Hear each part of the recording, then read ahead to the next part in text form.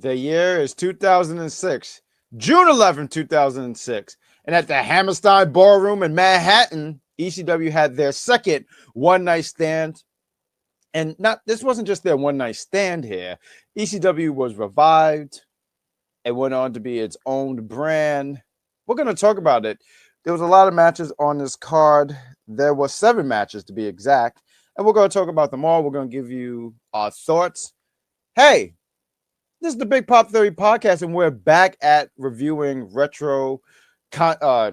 this is retro content, but retro wrestling, and talk about all the things that happened many, many years ago. This was 20 years ago.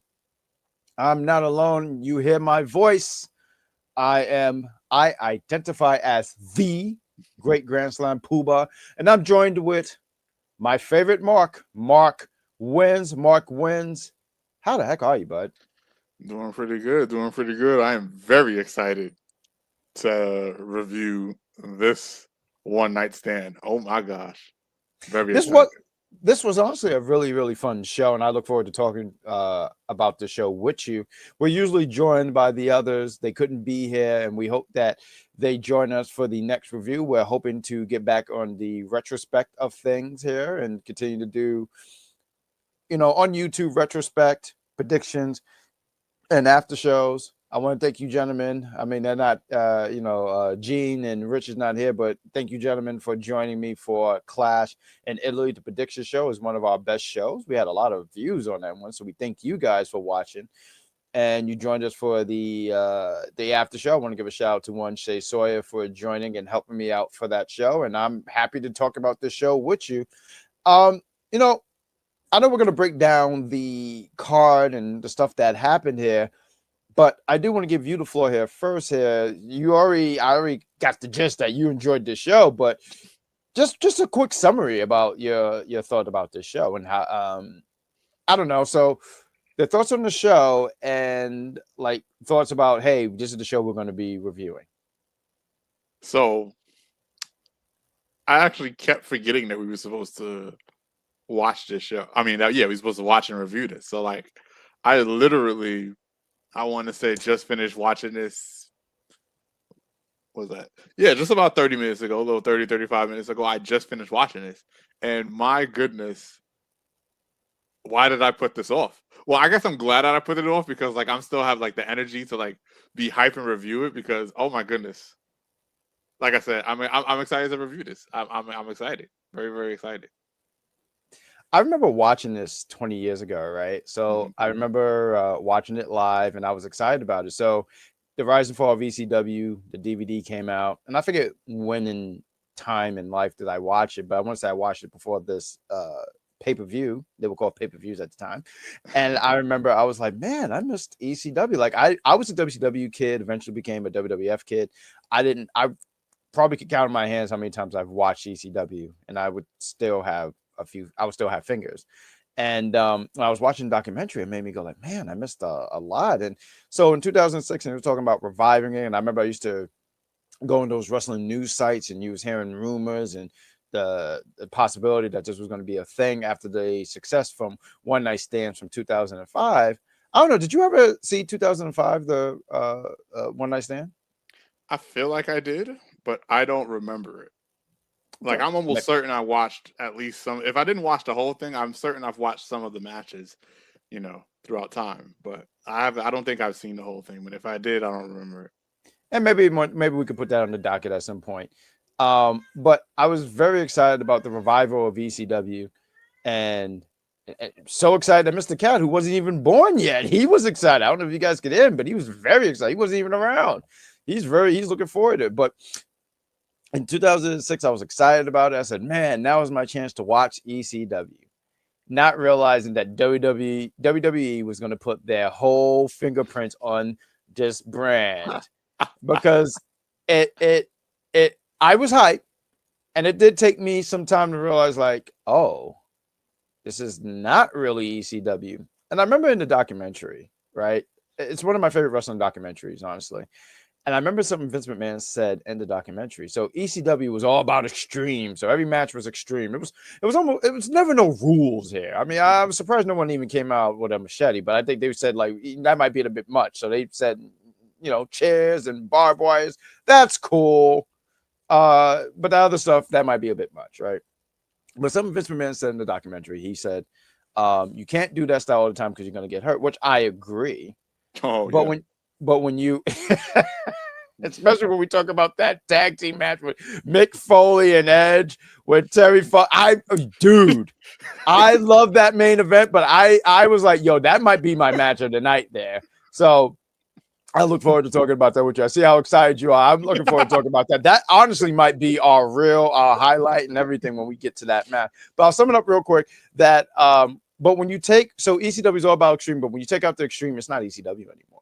So when you see in matches and they're regular matches and then they're like extreme rule matches, you're like, don't really feel like the brand. So I was excited, and as time went on, it was like, oh, okay.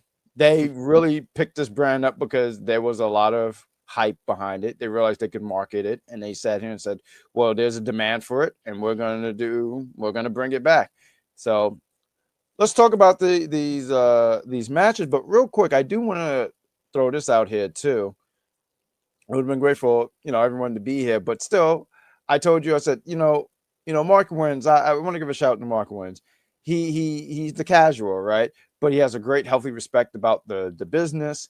He gives intelligent thoughts, because I don't know if you've seen some of these IWC people. I don't want to call people name out, but when you see some of these group chats and you see these comments, they're dumb. Yes, I see them. And it's just some of it is just really out of pocket. Like some of it, I understand the criticism. It's like, all right, cool. I see where you're coming from. But then some of it is just like, you missed the mark, buddy. And that's Mark. And not for nothing too. Like sometimes I my new thing now is, why don't you argue and debate them? I want to save brain cells. That's why. So moving forward, let's do that. But Mark, I want to hear your thoughts about this. I don't have the whole article, but I remember hearing about this at the time. And this is 2020 looking at it and my thoughts about it. But I remember at the time there was Shane wanted to kind of have some kind of control over ECW.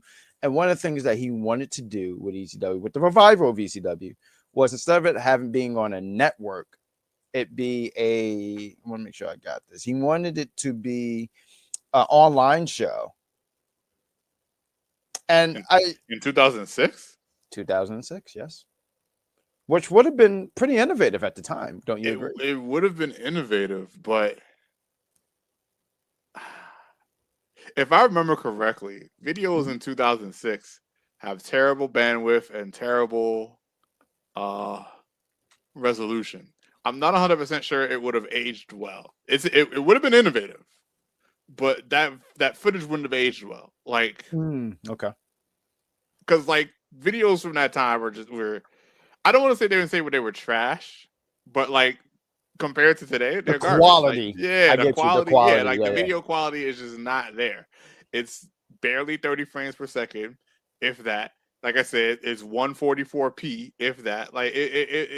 I mean, could they have done something with it with the online stuff? They could have, and then here's the thing: if you want to sit here and record it and have it uploaded with any quality, most internets at the time are going to struggle with it. This was still, I want to say 2006 was still the time where we were double clicking stuff, thinking that it was going to load faster. So I don't, I don't know. I'm not 100% sure. Great idea. Don't get it twisted. But I love the idea. Definitely far, far, far ahead of its time. You know what I loved about the idea? So what I loved about the idea is that if they would have done it, it would have made ECW felt so different. It would have felt so ECW is so underground, right? Mm-hmm. And I think that it would have made it feel like it's not a WWE product. It would have felt like, yeah, they got the WWE machine behind it, but nonetheless, it's just different. It's grungy. It's gritty. like literally, because you're totally right. If you look at some of those old YouTube videos from 2006, and I have by some chance have ran into it, and I was like, this is what the internet was 20 years ago. And it's crazy so it's crazy to think that, and it's amazing. I think that's an amazing point, that what you said, because I wasn't thinking that. I was immediately thinking, oh, I'd love that it would have been totally different. That's the beauty about it. I think that would have been great, and it would have made people, because there are people who did watch ECW, like the original, the one from the 90s to 2001, and that was their brand and their baby. So I can only imagine how they felt when they watched a few episodes of ECW on Sci-Fi and they said, oh, okay, I see what this is about, and they left. So I can imagine. But good point. Just another brand. Yep. But no, very, very good point. Because one of the things I didn't like about ECW on Sci-Fi, so one of the things I did like was they did have the entrance way, and they were coming through the crowd, so it kind of made you feel like, oh, okay, they're trying to keep it that grunge thing. But then when they went in 2008 and they had an ECW HD set, I said, oh, it's dead. And mind you, it's been dead for a minute. But in 2008, I mean, it really flatlined hard for me. I was like, oh, this is not ECW. They're just, at this point, they're milking the last udder and hoping that there's a piece of milk coming out. What year? What year was it that I don't remember if it was Matt Hardy or Chavo Guerrero. 2008, the Royal Rumble. I was just about to say, like, what year was that where the ECW champion came out to the Royal Rumble? I was just having a conversation about this. So there is, just to talk about some modern stuff here real quick, there is a 2026 King and Queen of the Ring, and Liv Morgan is in the Queen of the Ring. Now the winner is supposed to be getting a world title shot, and I said this is giving Chavo Guerrero vibes when he just randomly ran into the Royal Rumble, and someone was trying to mention, well, Charlotte Flair and Brock Lesnar was in the Royal Rumble, but they said they were going to do it. They were just like, yeah, we're just going to do it. Chavo randomly ran out there. Like, he didn't say, like, I'm the champion, I won it all. He never said that. He never did that. And Liv said that she won it all, so she kind of get a pass. Chavo randomly ran out there like he was not a world champion. I remember I saw that. I couldn't even. I said, oh, they don't even care about the belt. And don't get me started when they made it the big silver belt. That was awful. That was terrible. That was horrendous. As if to say, yes, you are second rate. Here's silver. Yep. Here's silver. That belt was a hideous look. And I've seen some hideous looking belts. But that was one and even if you look at the ECW and the design and everything, one of the things I did like about the championship was it was different. It was different. It wasn't the biggest belt. It wasn't the big gold. It wasn't like how the WWE. My favorite world championship championship is always going to be the 2002 one. That was the one. Brock, JBL, Eddie Guerrero were wearing before John Cena made it spin. Yeah, before it spin. Even though eventually it gets a lot of hate, but I'm not gonna lie. In 2005, I mean, a lot of people were rocking with it. I think after a while, when people hated Cena, they hated everything about him. Hey, you bought a spinning belt. We hate you. So I was like, nah, but y'all like that spinning belt. Yeah, I did. Admittedly, I did at one point to myself. Spinning belt was fire. It was based on spinning rims. That was the thing back in the day. Oh man, what's fun? One of the funniest things is when we do these retrospects and we talk about like 2000 and that mid 2000 period. We were teens at the time, and when we say like, yeah, that's how things are, it just reminds me that we are approaching 40 each and every day. And it's funny to me. Real quick before we break into the show, my younger brother, one time he was watching You Got Served, and when he saw it, they had the long tees and baggy pants. You know what this young man said to me? He said, "Oh man, that was really your era." And I just started having flashbacks to back then when we were in high school in New York. But let's talk about the show. I'll break it down. I said there were 7 matches. I took some notes here. I know you took notes yourself here. So I look forward to hearing your thoughts about the show. You're already excited. But let's talk about this opening promo from Paul Heyman. Paul Heyman's really good on the mic. Very, very good. To the point where I see why people never left Paul Heyman. So some of them, the ones who didn't leave anyway, some of them went to greener pasture. They went to WCW or WWE. But the ones who stayed, it was because of the Paul Heyman's mouth. The way, I mean, such a renegade, right? He's sitting here saying, we're back. I'm the Messiah of the Extreme. This is not WWE. This is not Raw or SmackDown. This is ECW. He talked about ECW having a deal on Sci-Fi. He even made a crack at TNN, Spike TV, because that's what happened. TNN became Spike TV. Mm-hmm. Neither one of them exist anymore. It just reminds me of my age every day. When we do these retrospects, everyone, we're going to be making old jokes each and every time, just so you guys know. Well, at least I am. I embrace it. But he talks about ECW having a deal on Sci-Fi, and he says, it's a better deal, a much better deal than the other one, because TNN kicked ECW off the network once WWE came onto their thing. And I'm sorry, it's just, I feel like once TNN was like, oh, we got the premium deal. Yeah. Oh no, that you could vamoose. They just said, get out of here. I thought it was a really good promo to hype up the show and also to hype you up for the revival of ECW, because it was in high demand. It was like there were people. I mean, if you look at that crowd, those were the diehards right there. Those were I can't wait to talk about this crowd because they were completely and utterly fucking rude. But we'll talk about they were, bro. They were. I mean, some of the stuff that they were saying, I was like, that's not unhinged. Word. Like some of them, I had to pause and say, I'm sorry, suck what? Greatest crowd ever. I don't well, know. New York is. Greatest crowd ever. Like, the only crowd that could possibly be better than this particular crowd was the crowd that was throwing in the chairs when I think it was Mick Foley who requested a chair, and then everybody's like, take some chairs. That's it. That's the only other better crowd. This crowd was insane. I loved it. I loved every second of it. I think I noted each and every last chant that I fucked with. Yeah, it was Oh no! I look forward to hearing. But I mean, this seemed like seeing this crowd, you would have been like, "Oh, I'm for this shit." Absolutely, absolutely.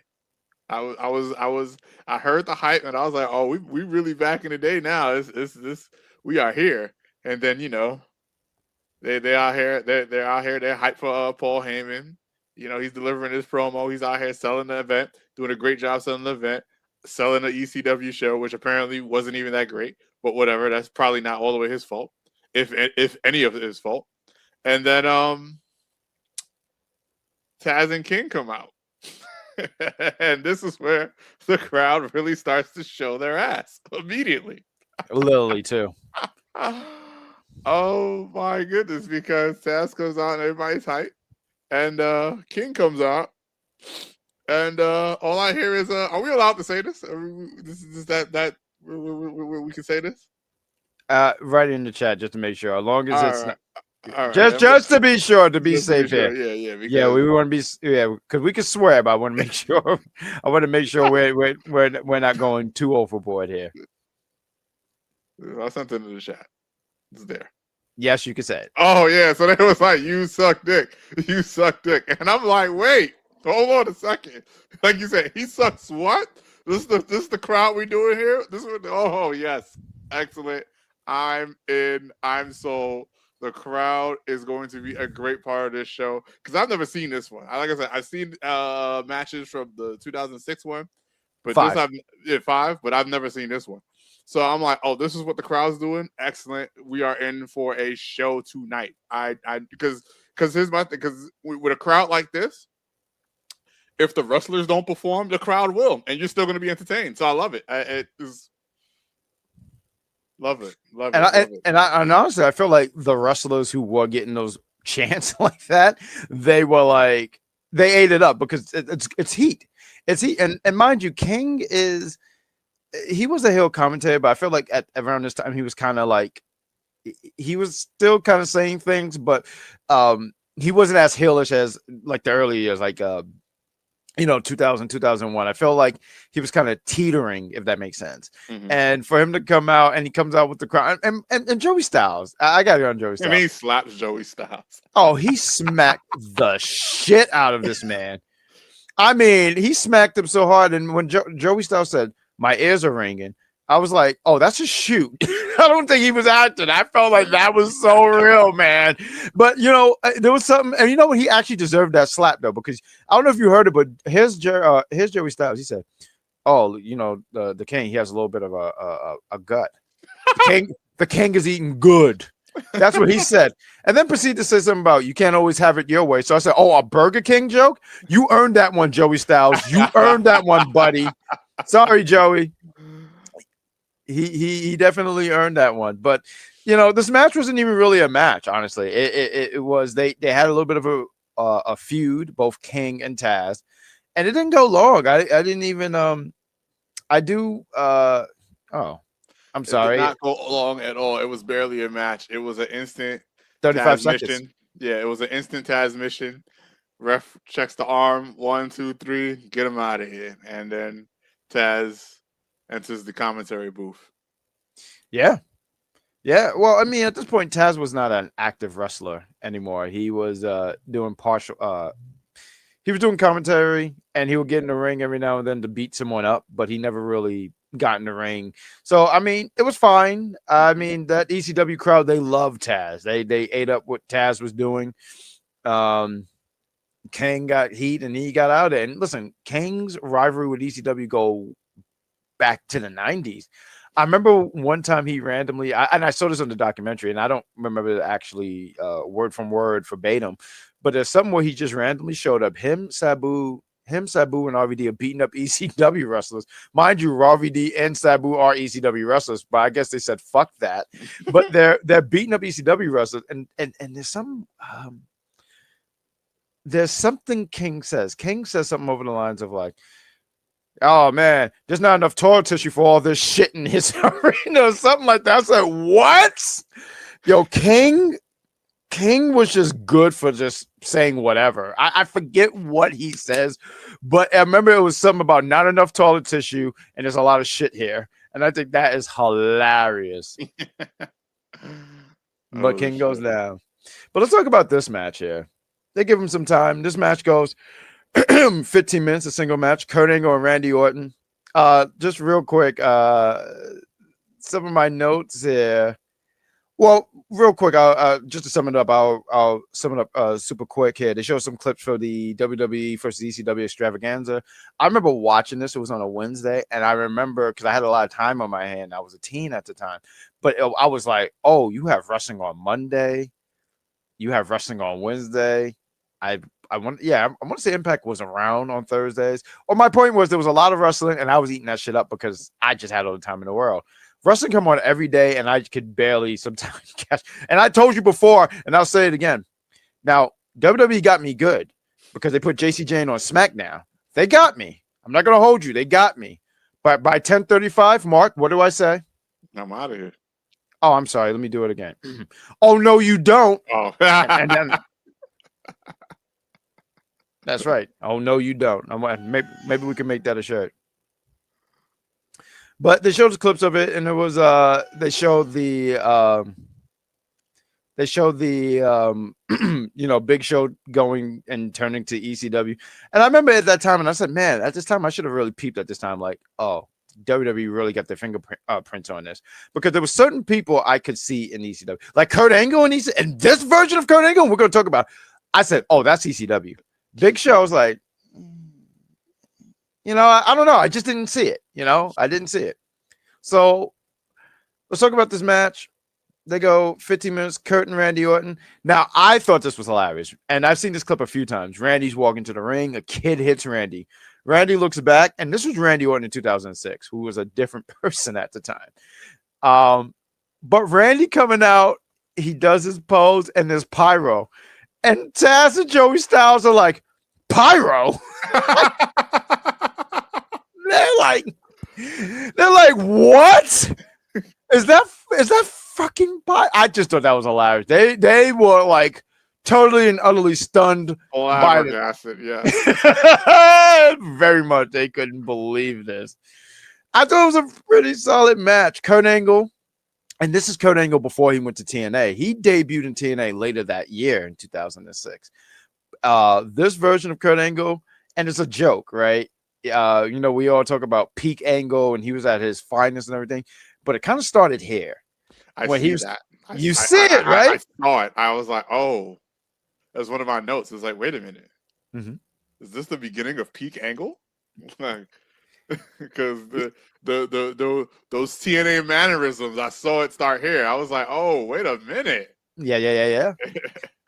And the theme to Randy should have got out the ring because Kurt Angle, you know what's it called, gold medals, right? But we go dun, dun, dun, dun, dun, dun, dun, dun, dun, dun, dun, dun, dun, dun. It's like the music got more intense. I'm like, Randy, get out of there, bro! Like you are not gonna beat this man. This man already had veins in the side of his head. Like you don't mess with that kind of person. Like what are you doing? I thought it was some really really good stuff here, Randy. Let me see what I got here. Randy has a promo. Randy promo. Oh yeah, he has a promo. Joey Styles is saying he doesn't like the term superstars because ECW they were called wrestlers. They're like superstars. They're like, ugh. The crowd is telling Kurt Angle, "Fuck him up." Fuck him up, Angle. Fuck him up. Fuck him up, Angle. Fuck him up. Oh my goodness, I love the crowd was fire. Fuck him up, Angle. We got fuck you, Orton. You got bitch slaps.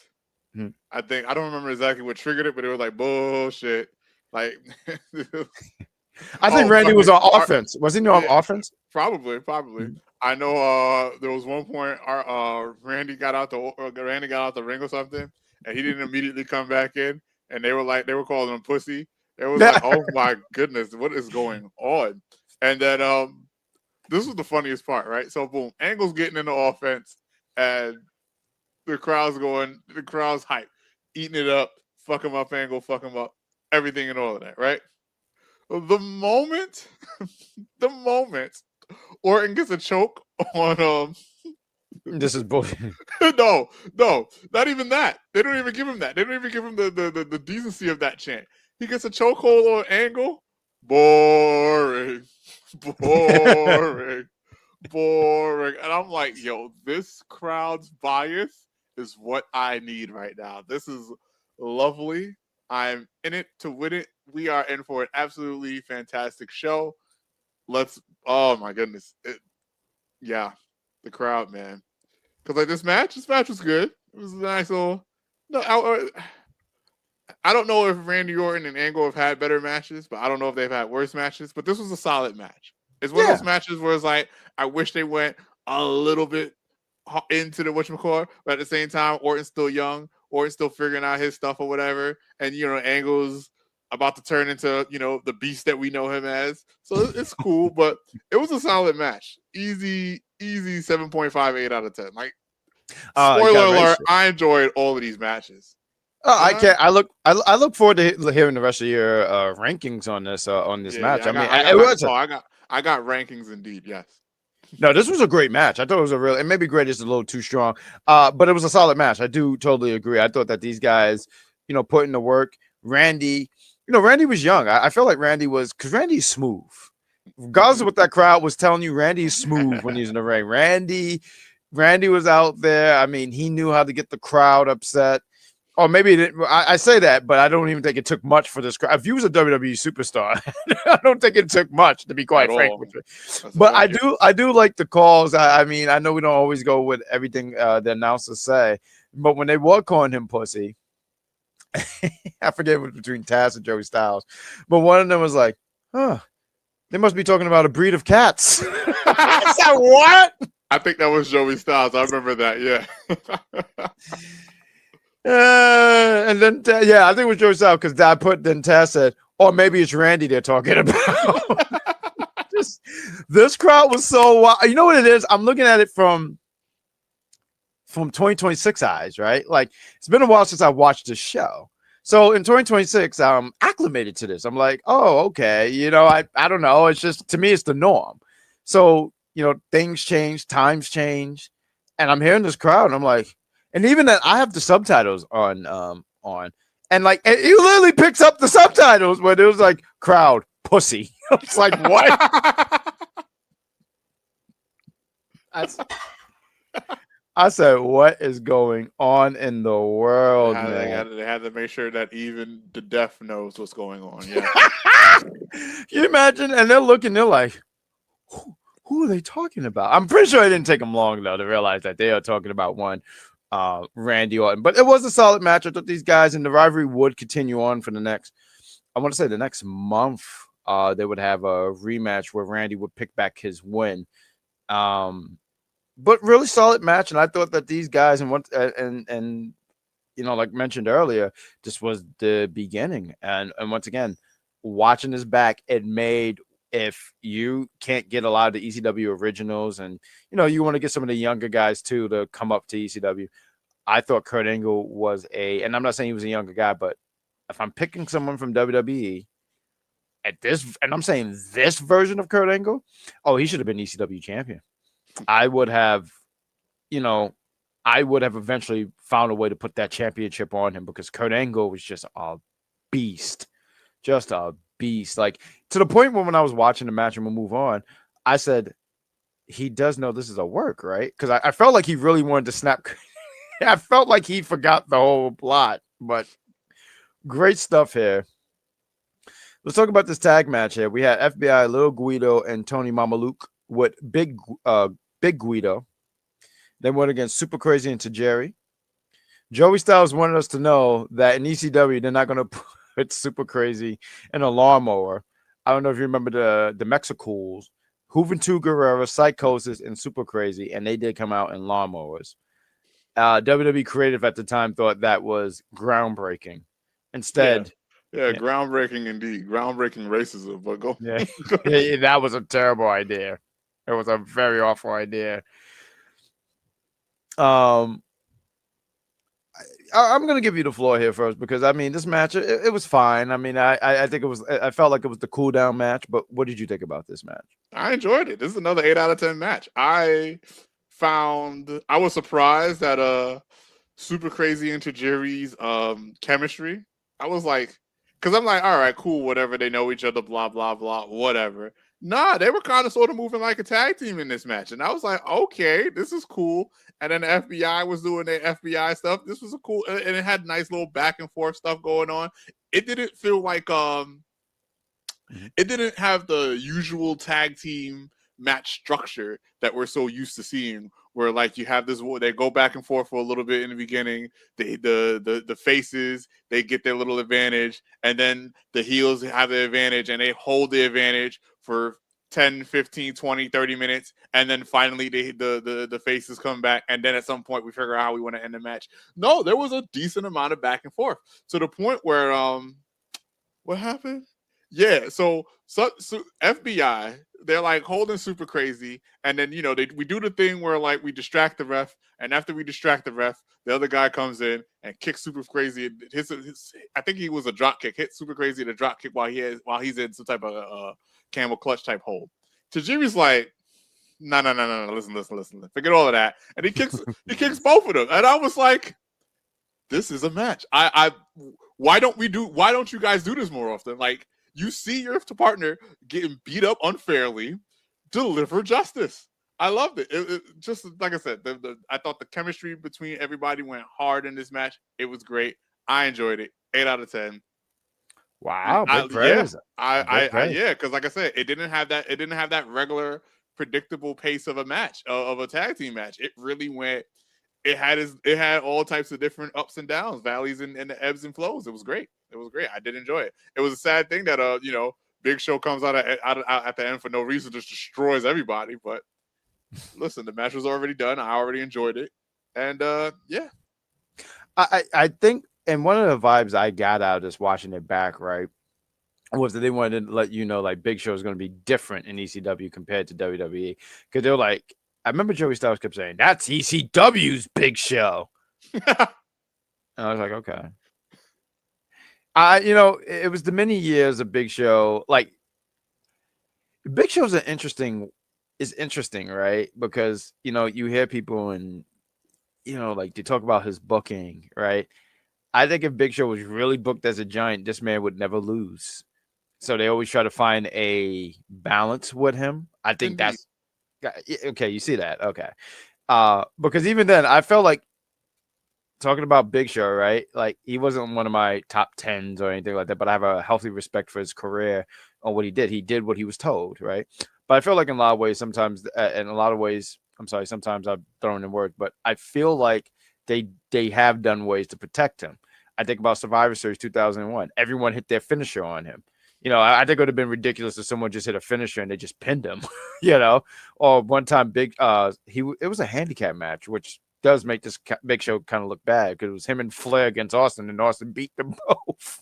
But Austin would hit a stunner, like he would hit a stunner, but he had to hit like 5 stuff because Big Show would do like this, and then boom, and then do like this, and then he had to do it and boom like this. But it was actually a move that they put in the game, which was a hell of a fake out. Because you would stun the person would do like this, and then you could kind of hit. Stun. Yeah, yep. Mm-hmm. Yeah, they all still stun, right? Like, which is actually kind of funny because you see the person stand up, and if you had another finisher, it didn't have to be a stunner. You could just beat someone with a suplex after that. Yeah, wrestling games back then. I still had fun with them, but they were pretty creative. Matter of fact, real quick, because you was like the master of Here Come the Pain. I remember I lent that game to you many years ago, and you loved that game.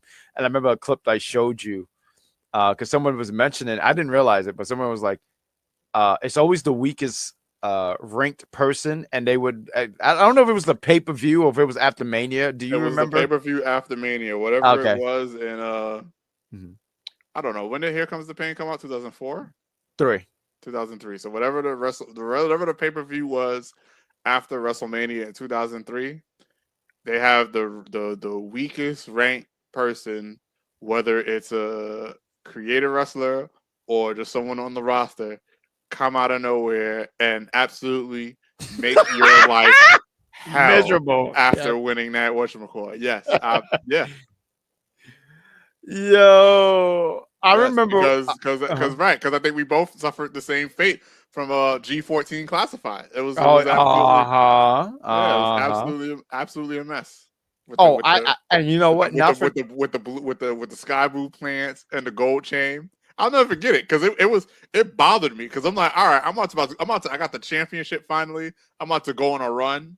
Because it definitely took me like a couple seasons before I'm like, all right. Because you had to build it up. Yeah. Well, no, I think he was already built at the time. But go ahead. I'm sorry. Yeah, but the first time I played the game, I was not built. It wasn't until I like borrowed the characters from you. I was like, all right, it's time. And then I finally got this belt, G14 Classified. Like, what are you talking about? Like, what is going on here? No, it's so hilarious because like at the time when we were playing, like Mr. Cat. Yeah, you hear your nephew, right? He was a big fan of Here Come the Pain too, and mind you, he wasn't even there. I just want to throw that out there. But Here Come the Pain was actually pretty fun because it was actually fun hearing your stories because you would always have like this review after because you're like, Ron, this happened to me, that happened to me, this happened to me. Matter of fact, when I lost, we're saying G14 Classified because I was a character, but I kid you not, I remember this, and I can put my hand up because it's not me just doing this for the bit. I remember when I lost to that person, Bill Goldberg punched me in the face, and then I got pinned. And I remember I said, I didn't agree to this, like at all. Like, and it was Bill Goldberg that did. I'll never forget. It was Bill Goldberg, and people wonder why do I keep throwing wood into the fire in this rivalry, this one-sided rivalry, because of that particular moment. And I'll even throw one more story out there. In one of the matches when I did season mode, because I didn't know. Listen, back then before this game, there was no rankings. It was just you made your character and you played. This game, when you was a 32, I said, oh, whatever, who cares? Meanwhile, I hit this guy 92 times. I got hit 3 times, and I was beat. I remember in season mode, Goldberg speared me. I said, okay, it's game over. He speared me again, so he went in the corner. So he speared me again. I said, and you know your character was done because they did this. So I said, whatever, I'm done. I can't kick out. My body was red, so I assumed I had internal bleeding. And Bill Goldberg had the nerve to pick me up. Toe kicked me. proceeded to hit me with the jackhammer. And mind you, too, guys, they didn't have a pin button at the time where you had to press a button for the pin. He immediately pinned me. And then I knew I was done because I was concussed because the screen goes blurry. So I want everyone to know when people ask, why are you holding this grudge against Bill Goldberg? Because of that fucking video game. That's why. And I will continue to hold this grudge till I'm 90. Let's talk about JBL. He makes an appearance. The crowd proceeds to tell him that he sucks a body part. JBL takes him. JBL is great on the mic because he looks, he says, you're saying all this, and there's no, what he says, no woman here. There's no women in the crowd. So who's really the ones sucking the things? Your fruit booties. That's what he called them fruit booties or something like that. Fruit booties. I was like, what am I listening to? What is actually happening? And once again, I think it's that.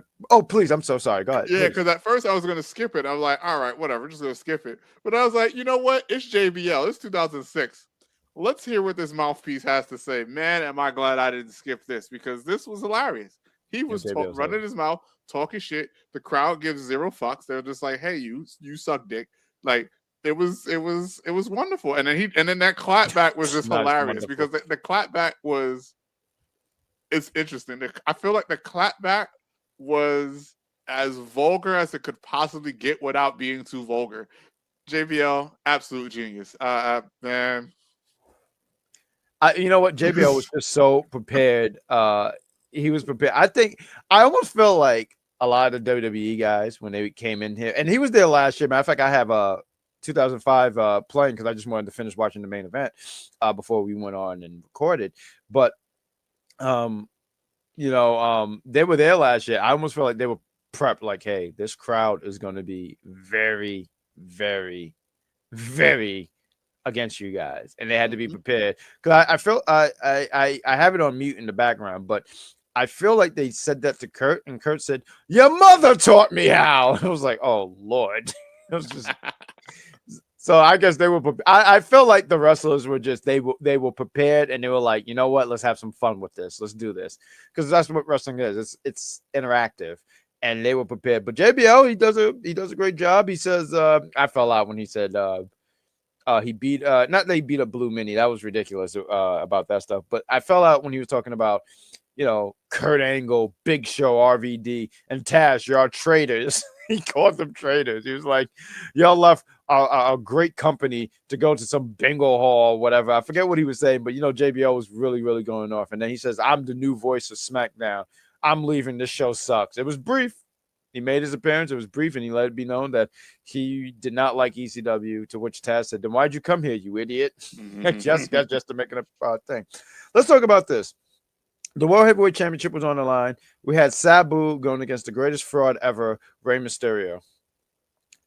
This match, let's talk about this match. This match goes 9 minutes and 10 seconds. And my only take was like, man, I wish we got a winner. But I see what they were trying to do. They did not want Sabu beating Rey because he was never going to win the championship. And they also didn't want Sabu to lose. So, I mean, it was selfishly, I would have liked a winner, a decisive winner, but I'm also not mad at the decision here and what they did here. And I thought the match was fine. I thought the match was pretty solid. If there was a critique, I guess with it now knowing that it was 9 minutes some change, 9 to 10, I would have loved if they had another maybe 5 minutes, and they could have still did the thing. But it's funny to me though. It's funny to me because, and we'll talk about another match later. It's a match after actually. So they stopped this match. But the other match, it's almost like they're selective. Wrestling's always been selective about things, like we have to stop the match. It's too brutal. It's too much. But another match, you'll be like, yeah, no, have fun. So, but I thought it was good. I thought it was, Sabu. I want to highlight a little bit of Sabu. I got more familiar with him from the One Night Stands. I remember he had a little stint in TNA, but I'm starting to see a little bit more of him around this time. And Sabu is an interesting guy because, like, I feel like Sabu, I'm sure he knows how to actually wrestle and stuff like that, but his style is just so different. Like he's just already aggressive when he's in the ring. If you saw a few times, Ray was like this because Sabu kept doing like I don't know. I was kind of feeling it because Sabu was just so different. His energy, his presence was just so different, and you know, the stuff that he was doing, like the triple moonsault and everything like that. Now, let me tell you something again. Let me talk about another video game. So, SmackDown vs. Raw 2008, they started debuting the Extreme style. And it was cool, right? Like the ECW guys should get it, right? But when I saw Tommy Dreamer do a triple moonsault, I said, absolutely not. So I said, I will not accept that as that's the norm. You know, because they gave all the ECW guys their Extreme stuff. Sandman doing that. I immediately was like, oh, I'm turning this game off. It's ridiculous. I wanted to talk about SmackDown vs. Raw 2008. But I thought the match was fine. You know, I thought it was cool. Rey Mysterio. I never like giving one Rey Mysterio credit for anything. If you want credit, you can go to the bank because you're not getting it from me, bucko. But Rey Mysterio, I thought the tribute that he wore like the old school Rey Mysterio. He wore the tights, and I kind of wish though. For some of the guys though for the show that they kind of had, like, I don't know what his ECW theme was. I don't know if they could have afforded it. I don't know if it was actual music. Because like RVD, I was saying like, man, I kind of wish he had his ECW theme, but we'll talk about that a little bit later. But I thought it was solid. I thought it was a pretty solid match. My only take is I wish they just gave him a little bit more time. I would have liked a winner, but I don't hate the decision. And you know, honestly, Sabu should have won. Because when he hit the triple DDT through the table, Rey Mysterio was the one who had to be carried out. Sabu walked out. He walked out. Rey Mysterio, you know, my pinky, it hurts. Sabu is the real deal. Rey Mysterio, not made in China.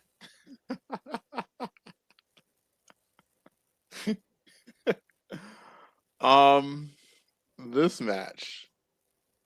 So I see it's Sabu versus Fraud Mysterio.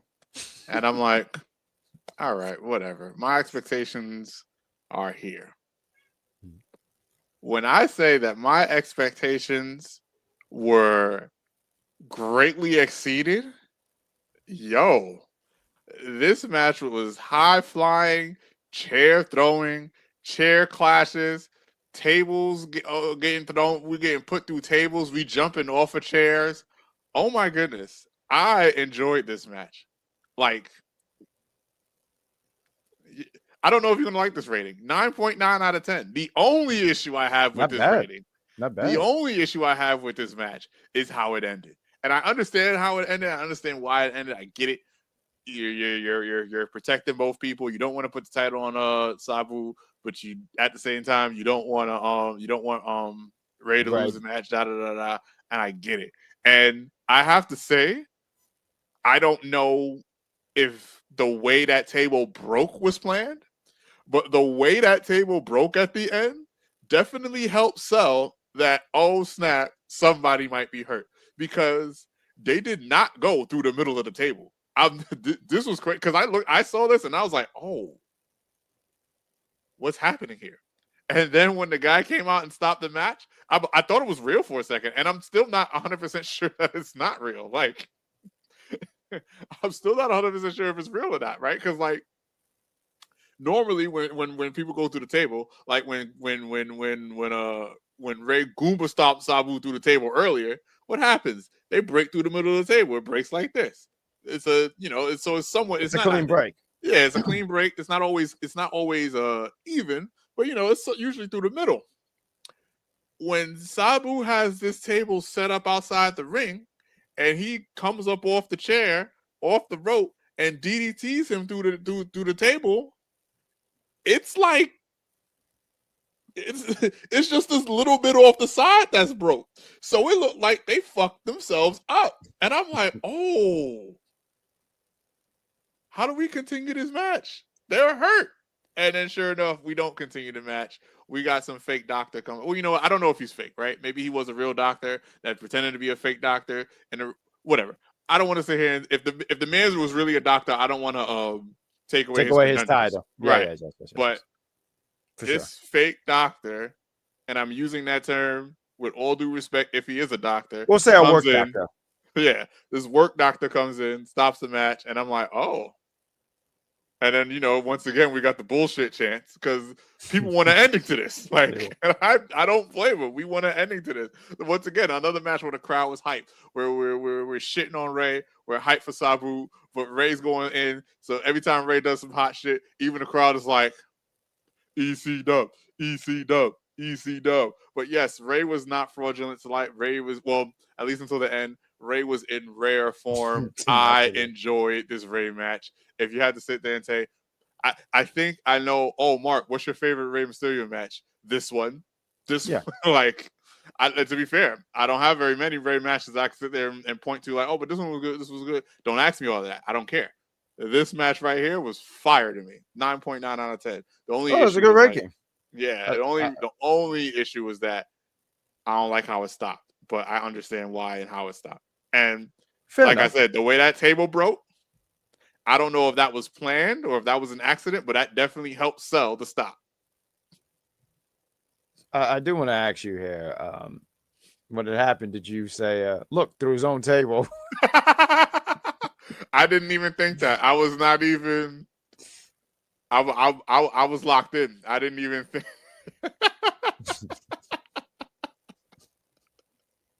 I gotta show you the potential artwork for. Matter of fact, I'm gonna send you on air because I think you would appreciate it. I'm gonna send it to you as we go on and talk about the next match. Matter of fact, I'm gonna give my thoughts and then send it to you. How's that? But let's talk about this match right here. I have some notes for this.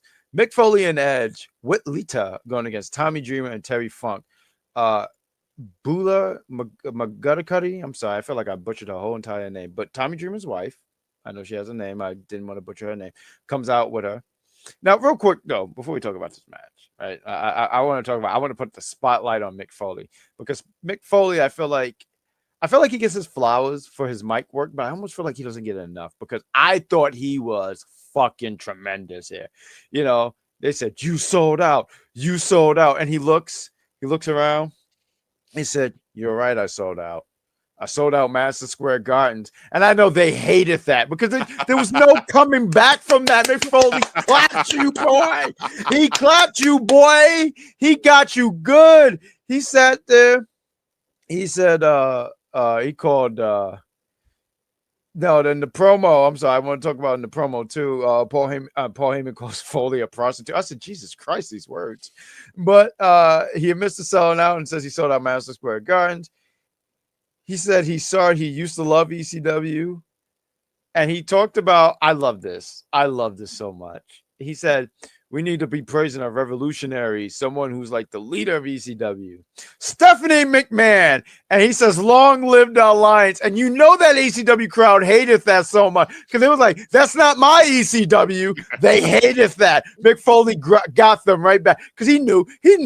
And I know that crowd, they can say all the stuff. You suck this, you did this, no. Mick Foley got you. He got you. And you're so upset. And it doesn't matter because you paid for the ticket. And he's laughing as he just throws the dollar bills in the air. Mick Foley got you. Shout out to me. Bang, bang.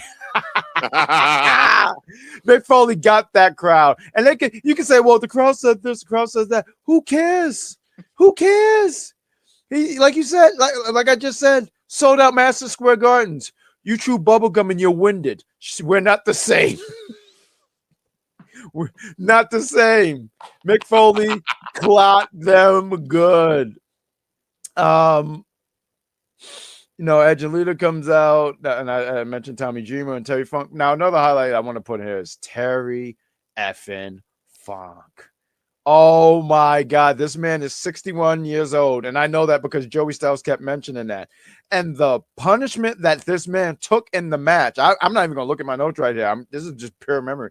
The bumps and the craziness. Like at that age, you don't want to fall at all. He fell off the freaking ladder for no reason. That's like, it's not a ladder match. Just fell off the ladder. Then ECW is such a dangerous place to work. Like if I was a worker, this would be the last place I go to because they pulled out violations is crazy. Yep, for real. And don't get me started on that medical team. Give me a minute. But they pull out a big piece of wood with barbed wire. I said, who made that? And why was that just underneath the ring? Why was that even like why was that just there? Like, like you go in the office, you see the jug of water. Yeah, like you go to the office, there's a jug of water, a desk, plywood with barbed wire, like, and that ECW the ECW fans, yo, bro, the ECW fans didn't even flinch. That was like, yeah, that's normal. Like it's a piece of furniture. And then, please, please, yeah, just there, just it's part of the decor. Yeah. Now take your shoes off. Have some manners, you rude bastard. Just what is going on at this place? But they pick up the wood, McFoley and Edge, and they just slam it on. I believe they did it on Dreamer, but I feel like they really did it on Funk. And there's a point where Funk is so hurt, he's been floored, he's depleted, his health bar is out. They take him out. They take this man out. Now Tommy Dreamer's getting his ass kicked in front of his wife. Tremendous stuff here. And you could say, well, like I can see her now, but Tommy, I love you. Not enough to get in the ring to help your husband. Your husband is getting stomped out. He's getting New York. The only thing missing was McFoley and Edge wearing Timbs, and they stomped this man out. And now what you said, OSHA? You talked about OSHA, right? Yes, OSHA violations. This medical team should be suspended or fired because Terry Funk, the same Terry Funk that I mentioned earlier, right? They escort him out the arena. This man his eyes bandaged. He has a 2x4 with barbed wire. I said, no one thought to check the 61-year-old man. This man just gets up and leave. No one thinks to stop this man. And he comes back out, and now he's hitting Edge, he's hitting McFoley. Then they had the nerve to light the shit on fire. And then he proceeds to just battle McFoley. And then both of them fall on the same plywood with barbed wire in it. Wow. I am immediately sitting there saying, this might have to be my match of the night, because what the hell is going on in this match? Nothing mattered to me at all. All I kept wondering is, like, I imagine Terry Funk is in the medical room and he just sits up and says, I'm not done yet. And he just gets up and God rest Terry Funk. God rest his soul. But, like, holy hell, no one thought to stop the 61-year-old man. Mark, and this match, let me I know I'm missing a lot of parts here. I do apologize because I feel like I'm not even giving this match justice here. But this match goes 18 minutes and 45 seconds. And I have a lot on my notes, and I feel like I didn't say everything on this note. I do want to throw this out here. Edge and this doesn't even matter. I don't even care about this part. I want to talk about Terry Funk. but Edge and McFoley wins. Edge pins Tommy's wife in the most disrespectful manner. It was so disrespectful. It was so disgusting. And all I kept thinking about is, why did no one stop Terry Funk? Did not care about anything else. No one stopped Terry Funk. And I put as one of my notes, he says, cut me out. I said, cut me out. Terry Funk is 61 years old. Terry Funk was my MVP. Mark, take the floor. Cut me out. Cut me out. So it starts out as a match as Foley and Edge versus Dreamer and Funk. Lita comes out with Foley and Edge. But then we have, what's the name? Bula, yeah. Bula McGillicuddy, right? But we're just going to call her Bula. Okay. And she's all like, why don't we make this a 3-on-3 match? And I'm sitting there like, nah, I don't know who she is, right? So I'm like, oh, okay, she's about to wrestle. As if to, like, hold on right there, Mark. Bula's not really a wrestler. I was like, wait, what do you mean she's not really a wrestler? Why did she make this? Whatever. So then, boom. They call Lita a crack whore. Absolute jokes.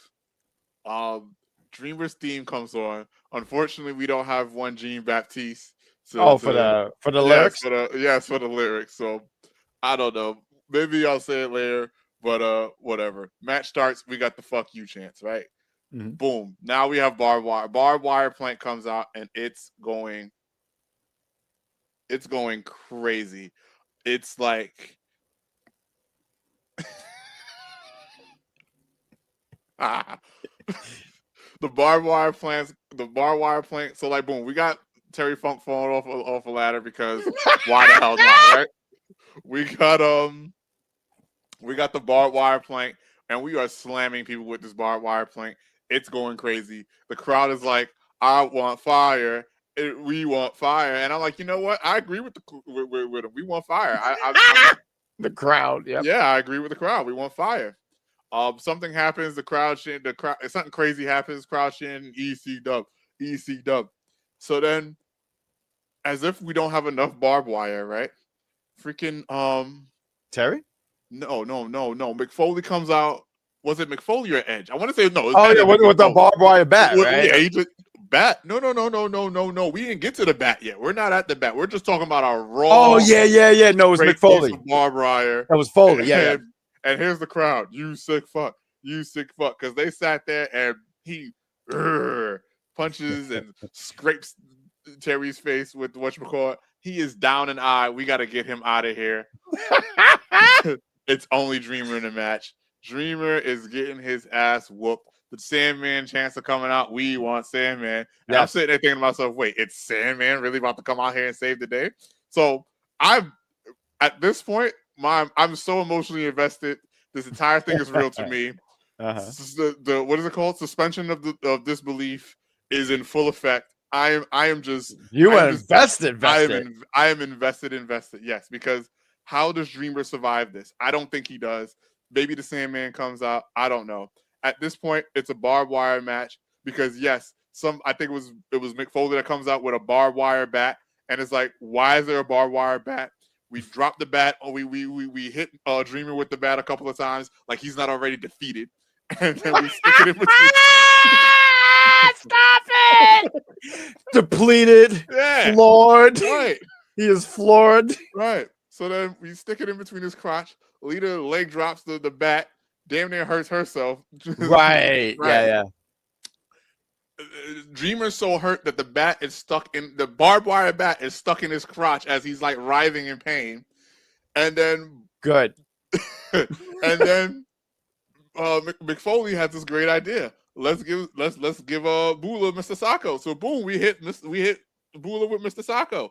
Dreamer gets this momentary rage boost. Doesn't matter because there's still only one of you and you're mad depleted. And just a couple of seconds ago, you had a barbed wire bat on your crotch. Right. So boom, he gets Sacco and he gets speared. And your best friend comes out, Terry Funk. His eye is wrapped up and he's got this barbed wire 2x4. Looking at the crowd. Yes. And you're sitting there like and it's interesting because you're like, oh, the doctors and the medical staff should get fired, right? Mm-hmm. And I don't know, right? Because here's the thing. Let's say for example, right? They wrap up his eye, and then they're like, oh, we gotta do something. All right, cool. So they do something, and then he just gets up. He's like, no, there's still a match to be won. So before they get, here's the thing, before they get to him, right, he probably finds this barbed wire bat. At this point, if I'm medical staff, I'm not fucking with Terry Funk. At this point, he's on his own. Do you see this barbed wire bat? He signed his discharge shit. Get out of here. I'm not dealing with this. Fair enough. So he comes up with this barbed wire thing, and then he starts beating people up with it. Then we light it on fire. And I had to run this back because I don't remember what I was doing. I think I got in a text message. And the next thing I know, this thing is on fire. I'm like, wait, how did we get here? We got gas. I guess it's kerosene, the one that burns up really fast. So it's as safe as possible. And we light it. And now that the barbed wire 4x4 is on fire. I'm like, oh, what is going on? But then what happens? Right, we're back to the plank. The plank is set up outside somewhere, and then boom, we send Terry Funk through that motherfucker. And then I don't understand. To this day I don't understand why Mick Foley's going through it as well. Huh? Say that I one more said, for, time. I said for some reason I don't understand why Mick Foley's falling through it as well. Like there's no Reason. as a story, there's no reason and no point for Mick Foley to be falling through it. But fuck it, it's ECW. It's We ECW. gotta do this. So And you just see them squirming, like trying to get out. Like it's hilarious. So then now it's a 2-on-2 match, right? It's Edge and Lita against Dreamer and Bula. And Edge tries to take advantage, but Dreamer is like, absolutely not. I'm extreme. I am the what is it? The innovator of violence. And he takes that single piece of barbed wire and starts choking him. Lita's not having it. Boom. Dreamer comes back. Absolutely not. And then Edge retaliates with a barbed wire execution. So I'm like, oh my goodness, what is this match? What is absolutely going on? As if we have not had enough yet. We pull Bula out. Bula, get your ass out here. We spear Bula. We humiliate Bula. We spear Bula, and we pin Bula like Edge. I can't even sit there and say like Edge is Rhea Ripley because clearly he did it first. And I'm sitting there when he does this pin and he wins like this. All I'm sitting there is like, that's why he's the GOAT. The GOAT. Oh my goodness. I have a ranking. That was really your guy. Once upon a time. I kind of forgot when you said it. When you said that, I was like, oh yeah, that was like your guy. That is why he's the GOAT. I have a ranking for this match. I wrote it down. Please, what is it? It was a very emotional ranking, but when the match was over, boom, that's what my fingers typed. What so the match I got 3,372,189 out of 10. I love this match. This is the greatest match I've seen all year. And I know that's not necessarily a high bar to whatchamacallit. I don't care. This match was insane. I love it. This match is generational. And it's a match that you can't even do this match today. You can't, like, we talk about the 2026 lens or whatever.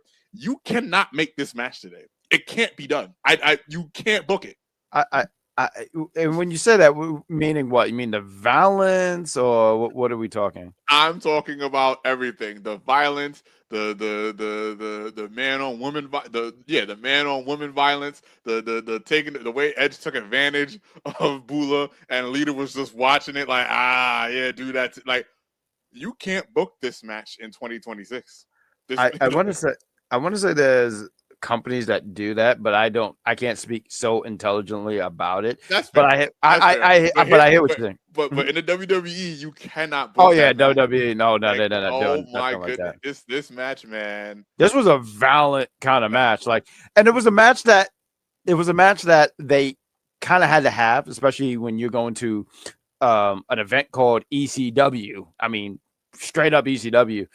A few things on what you said. I feel remiss if I didn't say this, because when you said it, I said, oh, I got to say this, because I thought Lita kind of hit with this one. You know how we said the innovator of violence? She called of silence. I said, that is damn good, Lita. That was damn good. Because she's not known for her mic work. But I'm sitting here and say, you know what? I'm going to start calling people that. You're the innovator of silence, because yawn. And the other part I wanted to mention here, like, first things first here.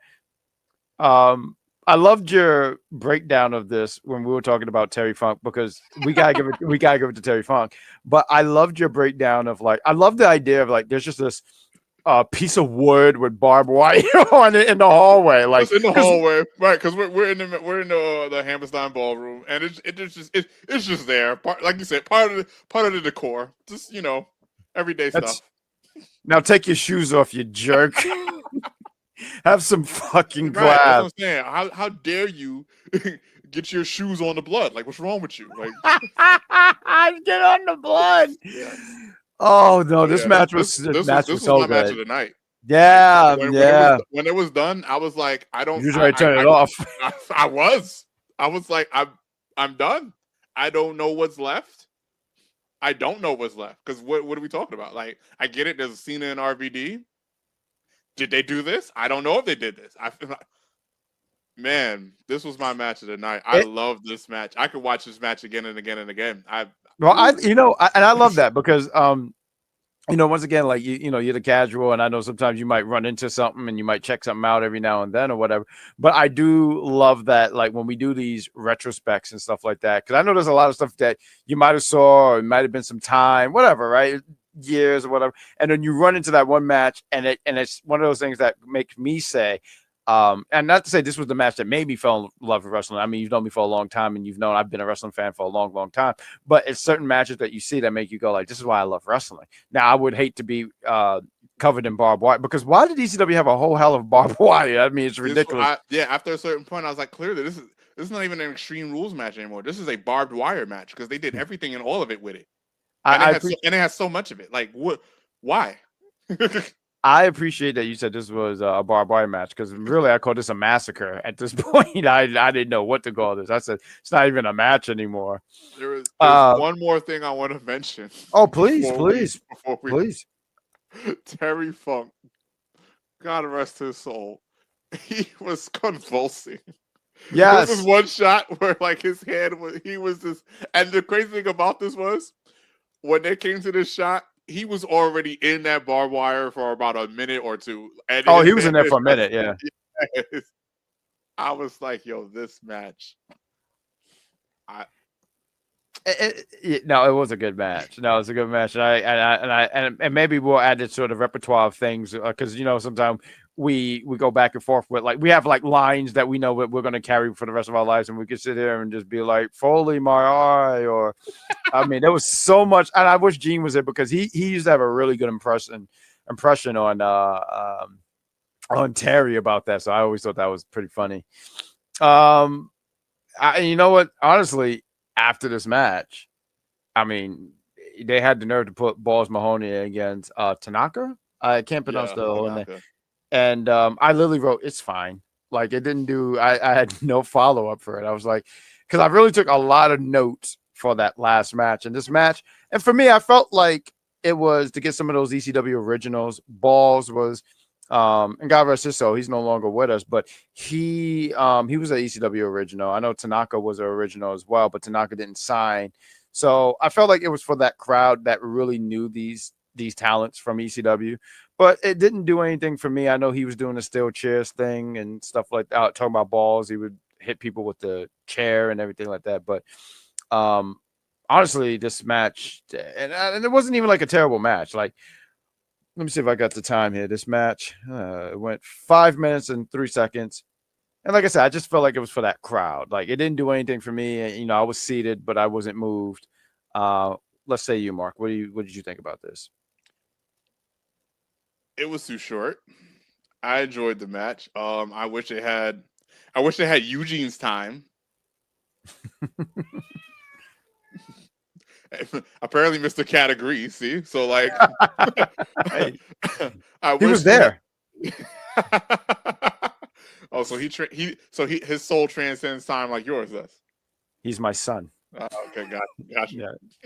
But yeah, like, cause like it was a match that, like, all right, boom. My emotions are drained from the last match. I can see it. Right, and I see Balls Mahoney is here and Tanaka's here. They dap each other up before the match, or before the match, they start getting it going, and the crowd is into it still. So if the crowd's into it, I'm starting to get into it. I'm like, balls. I'm with it. Like, yeah, And then I'm laughing. One of my notes is JBL might have been right. These guys might have been fruit booties because they keep chanting balls. I'm like, why are you chanting balls? Shut up. So that shut up. It was a match that, like, it started off regular, quickly devolved into chaos with the chairs or whatnot. It ended with the chair clash, and then Tanaka takes a chair shot, and it ends. I'm wondering if it was a shorter match because Tanaka was hurt, because apparently his arm was wrapped up or whatever. So I wonder if that has something to do with it. I have no idea. That's his thing, because even now I'm watching. Like I said, it's in the background right now for the first One Night Stand. I don't know if that was always an injury, but he has it on here unless he's been hurt like that. Oh, okay. I just wish it was a longer match, because I don't think we needed that Eugene spot. I think that I felt like this was the cool down match. I mean, like It you was, said, like yeah, I because it was right after Mhm. the match of the night and right before the main event. Main So yeah, event. I get it. But And honestly too, because as we were talking, I felt like we spent so much time talking about the tag team match. I'm drained talking about that tag team match. So and shout out to that crowd too, like very much because I mean I feel like anytime you have a really really good crowd, it gets you hyped, it brings you into it, and something that you said because I didn't even think about this, but I love that you said this. You were saying like the crowd was into it, and it still kept you hyped because I mean this was not a match like if we're being honest, it's not one of those matches. We're not going to call this match of the night or even a match that you're going to really remember. Like if you remember, it's just because wrestling historian, blah blah blah, and all that stuff. But it's not a match right. you're gonna. I feel like not a match you're gonna go back to. And maybe they could have had a little bit more time, but I think also too they wanted to like we mentioned the cool down and also too to give that WWE Championship match some time because they did give him some time. And I hear what you're saying about the Eugene stuff. I hear you because like I sit here and say as you say that. I can tell that you was not amused at all. I wasn't. The crowd was like, "Shut the fuck up," and I'm agreeing. I'm like, "Yes, shut the fuck up, please." What are you even What are we doing? like? This is like why? Like in hindsight, I understand why they booked him and then they got the Sandman in there to beat him up real quick. So I get it, but like I just felt like in terms of whoever was booking this is not the time and the place for Eugene, bro. Like somebody need to call an audible or something because this is not. This is It's not entertaining. I It don't wasn't sports think entertained at all. Like I don't think at all. like I don't think like that. Like this is not the crowd for that. Like this is not. This wasn't the crowd for that, and you could tell because they weren't kidding. Because like usually when you hear a "shut the fuck up" chant, at some point the crowd will tend to stop when the guy that they're telling to shut the fuck up starts talking again. Nope, they're just we don't want to hear what you got to say, Eugene, at all. We're like and I agree. What are we talking about? Stop it. Get out. Leave. Next match, please. Like, what are we doing? Oh, he got out after being. I mean, I would get out too if I was getting hit with a kendo stick like that. I mean, Sandman was kind of really laying that in, and Sandman's a funny one because like I remember I was watching Dark Side of the Ring with him, and I remember like people were like, "Yeah, I didn't like wrestling him unless he was drunk. He was at his." I remember I was like, "Well, that is a hell of a superpower if we're being quite honest here." But yeah, I don't really have much to talk about the segment. I mean, it was a segment. I think they wanted to have their sports entertainment segment, and I hear you with that. Like, I didn't hate it, but I didn't love it. Right? Like, it was something like I could have been what like if it wasn't on the show, I'd be fine. I try to analyze it. I think they wanted to repeat myself here, but they wanted that sports entertainment segment. They wanted that thing, not realizing like, hey, this crowd don't care for that. They want blood and thumbtacks and barbed wire and Terry fire. Funk and fire. Yes. And it was the Terry Funk and more Terry Funk. That's what I'm saying. Like you could have used Sandman. Like you could have used Sandman in the tag match. Yes, have him come out. Like whether they win, lose, or draw, have him pull up. See what happens. Like he would have been better used there than being wasted on Eugene, who did nothing. And I hear that, but then I feel like then that takes away from Terry Funk. I think they wanted to save the heroic comeback from Terry Funk. Because I hear you. I hear what you're saying. You're saying Sandman could have done something better than this segment. I still think it takes away from Terry Funk. Cool. It takes away from Terry Funk. No, not cool. Like okay, no. Right. I'm saying okay, boom. Here's what I mean. Cool. It takes away from Terry Funk. Fine. Let's involve him in the Ray and Sabu match. Let's do something else other than whatever the hell that was. Like I don't. Fair enough. Listen, I just don't want you interfering with Terry Funk. Like that's my best friend. And moving forward, like Terry Funk slander is not cool on my side. And I know you wasn't trying to slander, but you're not going to take away from that glorious moment It sure was. It sure was glorious because, It was like I glorious. said, he came out with the whatchamacallit, signed his own discharge papers with that because ain't nobody. He signed it with his own blood. I'm out of here, guys. And he just wanted, when he raised and the crowd cheered, I said, "You guys are bloodthirsty." Just blood. All you do is lick blood from underneath the table. You're disgusting. Yeah, no, you gotta do it like Bubba. No, you gotta do it like Brother Ray. I always do it like this. Like, I always imagine that he yelled at the guy when he did that. Oh my god, we gotta find what TNA show. We gotta get some TNA reviews back up. We gotta get some TNA. That was a great. They beat the shit out of AJ Styles. What was it? Team 3D and Kurt Angle. Because wasn't AJ Styles sleeping with wrestling is wild. Because listen, I don't remember what the venue was. I just remember. No. That's all I remember. It was Team 3D and Kurt Angle. They had the small lines. Matter of fact, to the point, it was so funny because I remember one where Kurt Angle came out and Team 3D was kissing this guy's butt. And like Kurt Angle raised the belt. You see Bully Ray, or what was it? Brother Ray go like point at like and I'm just sitting there saying, see, this is the kind of friendships that I want. Yeah, no, wrestling is wild because there's no way there's a storyline where someone else is being with my wife. Absolutely not. No. Let's get into this main event. This has been a fun review, man. I anytime we do these reviews, I never know how it's gonna go, and then we start talking, and it's like, oh man, this is the stuff I love doing right here, man. The WWE Championship was on the line. RVD, the challenger, going against the champion, what people are calling the greatest of all time. He wasn't called that in 2006. No, he was not. No, he wasn't. He had several in this particular match. He had several chants that did not say greatest of all time. Yeah, that did not put him on any kind of pedestal whatsoever. No, and it's I mean, and both of us, because even though you were in and out of wrestling, I mean, you was around for John Cena's I want to say whole career, because I don't know if you were still watching a little bit in 2002, but I know like that 6, 7, and I want to say around 11, 12, you kind of like 6, 7. You kind of might have like teetered off a little bit, but being around for Cena's whole career, and Cena's career was always they would call him he had a bipolar reaction when half the crowd, most of the crowd was already booing this man. John Cena though came out as a GOAT though. I gotta give it to him. The entrance, because RVD got the hero's welcome, right? He's coming out, the fans are eating it up. I mentioned earlier that I wish he came out to his ECW theme, and I wish that just because to me it would have been this great separation from his WWE run to this ECW run, right? I would have loved that a little bit. That and it's minor. I understand how minor that might sound, but for me, I was just like, that to me would have been like, he's definitely ECW. But One of a Kind is a dope theme. I do want to throw that out there. I do like that.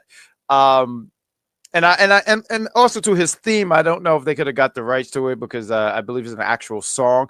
But I know when he did first come to WWE, he had like a instrumental version of that theme. All I'm saying is something that just kind of just let me know that he's ECW bound, right?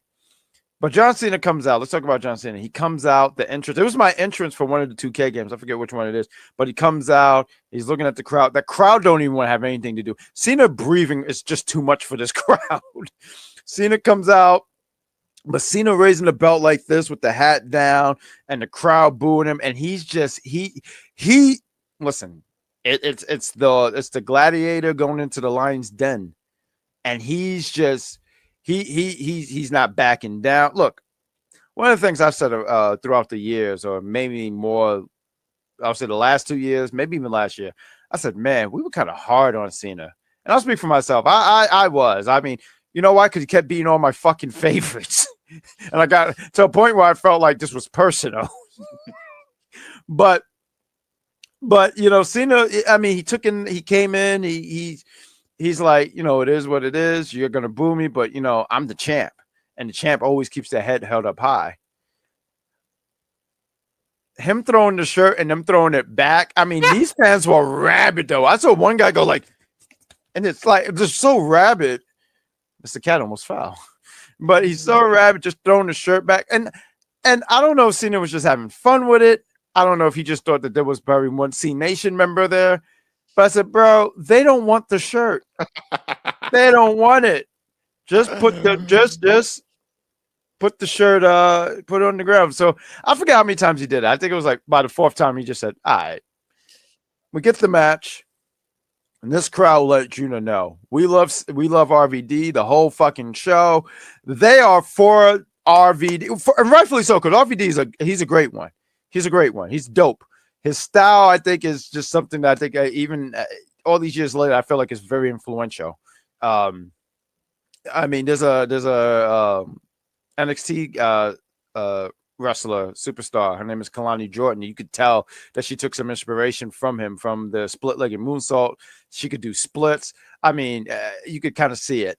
So RVD is an influential one. But John Cena don't give a fuck. Like, John Cena out there, he's brawling with this guy. He's beating him up. They saying, you can't wrestle. They said, you swallow.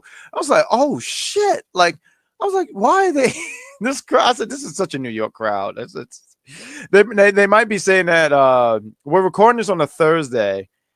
This might be uploaded on a Saturday. We don't know what the game is going to be like on Friday, but I feel like if you've been following the New York Knicks out here in New York, New Yorkers are right there in MSG watching the game because people can't afford those tickets because they're not playing this Friday. They're going to be in Texas, correct? Yeah, they'll be in San Antonio on Friday, and then Monday they're going to be in MSG. But them ticket prices are crazy. I heard. I mean, I heard. Yeah, yearly salaries, double yearly salaries. It's out of control. Out of control. Out of control. All I'm saying is, we might be hearing that from the crowd in New York if things don't go right for the Knicks. They'll be saying that to the other team. But you know, I thought the match was fine. I thought it was good. I mean, it was a really. Listen. None of them was going to top that tag team match. Like, I was going back and forth because I really liked this match, though. I really enjoyed this match. I thought it was a solid match. I thought you got to see, you know, for that crowd. I mean, they knew what RVD was all about, and they wanted to see their man win. Listen, to the point. I'd be remiss if I didn't mention this. And they got signed last year by John Cena. That sign that said, "If Cena wins, we riot." And my question I wanted to ask, because that sign made me want to ask. And I know we don't have a big panel, but Mark, what do you think would have happened if WWE did not read the room, said, F your guy, RVD, Cena's going over? What are your thoughts about that? So when the match started, they threw Cena's shirt back several times. There was also toilet tissue in the ring. Yeah. Right. So that tells me that these people were ready to trash the ring. So the worst case scenario is not the worst case scenario, because the worst case scenario is you know, shit gets set on fire. We no longer have a Hammerstein Ballroom, blah blah blah. But what I think would have happened, because here's the thing, right? When the wrestlers entered the crowd, everybody was generally respectful, right? Nobody did anything crazy. Smart on them, to be fair. But that ring would have got trashed. Every possible disposable item would have been in that ring if Cena won for free. Drinks, shirts that we don't need, tissue. Because where'd you get the tissue from? You went to the bathroom. I just right. Like Mark. They were prepared to riot. Like, Mark, I just wanted to say real quick, I want you to finish your thought. The toilet tissue was next to that barbed wire bat that was just randomly in the hallway. Right. So take off your shoes. Don't get your shoes on the blood, please. And yeah, let's get back to it's the toilet tissue, right? So yeah, toilet tissue, drinks, food. Oh my goodness! Oh, it would have been a massacre in that ring. It would have been a mess. I think that is, and I think that is your. That's what would have happened. I think that's what would have happened. I don't think I don't think it would have escalated anything greater than that in terms of like, oh, real deal riot. Like, no, I don't think that would have happened, because to my knowledge, wrestlers aren't that crazy / that stupid. But wouldn't be surprised. But yeah, if Cena wins, oh yeah, worse that ring is finished. R.I.P. to the cleanup crew because you're gonna be there for a while. Like, Ooh, and I feel yeah, bad for them as a guy who does maintenance. Oh, that would have been like dreadful, if you yeah, will. yeah. I want to I know I didn't break down everything, but I'll end it with this. You know, Edge, who is a WWE wrestler, screws John Cena, so it shows you how much he hated John Cena. Thank you, RVD picks Edge. up. Thank you, Edge. All these chants. Mind This you, is another they hated Edge just like 30 minutes ago, but now they're like, yeah, that's fickle. our guy. Fickle wrestling fans are fickle. Yes, but Yes. Can I get a fickle juice with some ice, please? Yes, 100%, man. these chants were great. We got the "fuck you, Cena," the Cena swallows, overrated. Mhm. Fuck him up, Van Dam. Fuck him up.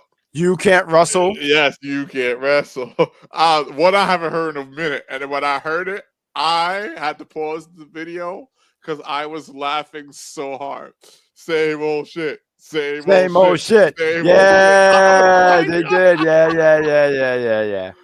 They at some point Cena was getting real good offense on RVD, so they're like asshole. Um This Cena is did, your crowd. yes. Cena did like something that was outside of his, 5 moves to do. You still suck. You still Oh, you suck. mean when he jumped out the ring like with the like a double close? I'm not clothesline. It was like a club or whatever. Yeah. You still suck. You still suck. Does something different. We don't Yeah. appreciate you. We There, what the fuck? I was there waiting was for somebody to say what the fuck was that? But go there ahead. was this one point where it looked like they were trying to set up some spot on with Cena Yeah, on on the the rope. rope, and then he felt and they said he Right. fucked up or something. Yeah, they said Cena fucked up. Cena fucked up. And I'm sitting there thinking to myself, oh, maybe RVD didn't lift him up high enough to get him set up. But no. Shut up. Cena fucked up. Ooh. Mark. Hmm. Mark, if we were old enough to be in that crowd and you said that, I would have said, "Ooh, no. This is not our battle. Save it for that damn robot I talked about." But what did you think in total of the match? 8 out of 10. It was another solid match. Like the only reason, so the match might have been 9 out of 10. The only reason why I can't rate it 8 out of 10, I'd have to watch it in a vacuum. Like I'd have to like come back 3-4 days later, watch the match and see how I think about it because it was a good match. But the best I could do is 8 out of 10 because like it wasn't the Sabu and Fraud Mysterio match, and it damn sure wasn't that Edge and the Edge and Foley Terry Funk and you mean Funk's Glorious Adventure? That's what we're gonna call it, Funk's Glorious Adventure. It definitely wasn't the barbed wire match, aka Funk's Glorious Adventure. I love it. Barbed wire match, Funk's Glorious Adventure. I feel like we're gonna keep adding on to it throughout the years. Give us time, folks. Oh yeah, that's right. Give it time. We will add more features and functions. It's gonna be just like Sonic 3 and Knuckles, like featuring Dante from the Devil May Cry series. Like we're gonna do it. It's don't you worry. Don't you worry. Yes, because this is happening. Yeah. Oh yeah, this is happening. That's gonna be the quote. But yeah, like I said, I can only give it an 8 out of 10. It might have been an 8.5, might have been a 9. I'm not sure. I just know what I'm giving it at the moment because it was a good match. I did enjoy the match. Good. I did enjoy the match, but there were 2 matches that I definitely, absolutely, positively enjoyed more than that match. No, and I mean that's pretty much the review. I mean, to sum up here, I was very happy that RVD won because that was my guy. I felt like anytime he was going for the championship, he would like come so close but lose. Like I hated Triple H. I remember when him and Triple H had a match. Triple H beat him. I said, "For what?" Like I just didn't. Him and Undertaker had a match on a Raw, and I remember he pinned Undertaker, but his foot was on the rope. But he had him with the Rolling Thunder, and he had the championship. I said, we doing this." They reset the match, and then he lost. I said, yeah, I got it. And for me, it was real. So like, when people would tell me it was scripted and all this stuff, I didn't understand what that meant. I was like, well, I don't know what you mean. Like, if I got hit by that move, I'd be gassed out too. I don't know what the fuck you're talking about. But it used to bother me that he couldn't win the big one. And it was unfortunate that he didn't hold that title much longer. But it was the right call to do. He had to win that championship, especially when you're talking about rebranding and you're talking about relaunching ECW. I think that would have been a black eye on ECW, because I know if I'm watching and you're saying ECW didn't win any championship, this is a band of losers. I don't want to support these people. So RVD had to win. RVD was the right person, especially for the relaunch of ECW. Obviously, ECW wasn't. It didn't live up to what ECW was, but this show was a fantastic show. It was a fun watch. And I'm glad I got to do this show with you and talk about ECW One Night Stands 2006. And we'll talk about what the potential of the next review show might look like.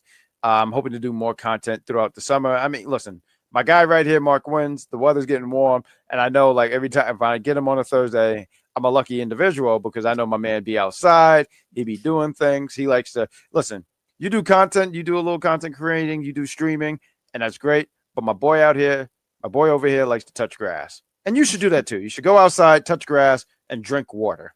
So with that all said, Mark Wins, I want to thank you for another episode of the Big Pop 30 podcast with our retrospect. Mark Wins, tell the people where they can find you when you want to be found.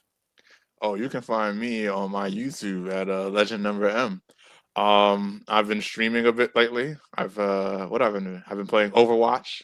I did a couple placement matches, and that was an adventure. So if you want to see me finish that up, hit me up. I got a video recently where I was playing Sonic 2, but I did it in mirrored mode because I didn't realize that Origins has a mirror mode. And in terms of upcoming stuff, there's going to be more Overwatch streams. I'm going to be playing Sonic Mania because I didn't realize that I had Sonic Mania on my PlayStation. So we got to do some trophy hunting. And oh, yes. And then June 23rd, I am playing Sonic 3 and Knuckles on hard mode, and I'm very excited to do that. So please come through June 23rd to watch me play Sonic 3 and Knuckles in hard mode, because I've never done it, and it should be fun because I love that game. I think I know it like the back of my hand, but we've got to really see how much I really know about Sonic 3 and Knuckles when there are no rings to collect and no... I think that's it, right? Yeah, no rings to collect. And if I play it in classic mode, then there'll be no extra lives. But I don't know. I might just have a death counter. We'll figure it out. But yeah, June 23rd. Come see me. I love that for you. And I love that you are getting out there and you're putting out your stuff. And I love that your channel is growing, my guy. Good stuff. This is the Big Pop 30 podcast. We're a YouTube channel, but we're also an audio podcast. And I mean, right now, we're still on a little bit of sabbatical. I'm trying to see what one Shay Sawyer is up to, and we'll get back to the audio eventually. But for now, you can catch some content here on the YouTube. We thank you for those who viewed and watched our prediction show. It's a little wild, it's a little wild, maybe a little raunchy, you know, but it's a good time. EC dub. We can promise you it's not the same old shit. And make sure when you come in, you take off your shoes. Yeah, please don't get your shoes on the blood. All right. Thank you very much. We gotta get a picture of that, and then like Gene on the floor. I don't know why, but maybe we can have it where he's like, he encountered Terry Funk with the barbed wire. Yeah, so we gotta put him through the barbed wire. And we can't just have Terry Funk. Can't be like Terry Funk in a suit. We gotta be Terry Funk with the bandage eye. Like the wrapped up eye, yes. Yo, that's so crazy to me that they just sat here and be like, okay. Like I just a visual of him just being like, I ain't done yet. I could talk about that match, and we'll probably talk about it for the next few days. But anyway, Big Pop 30 podcast. We have an Instagram. We put in TikTok. Sometimes we put reels up so you can just get an idea and a taste of what the episode is about. And we hope that you enjoyed this episode, and we'll be back hopefully next week for another episode. We'll figure it out. And we thank you for watching. There's a lot of wrestling content, a lot of wrestling videos and YouTubes and podcasts. And we say support them all. And we thank you. We're going to put this graphic up as we get ready to say goodbye. Where's this graphic? There we go. Let's get the graphic. Look at that graphic. Look at that. He was really walking and like a goat. Look at that. The hat covering the eyes. The random hand right there trying to just like slap the elbow. But this is Big Pop Theory Podcast. Hit that like, subscribe, and notification if you don't mind. And Mark, say goodbye to the people. See you later, people.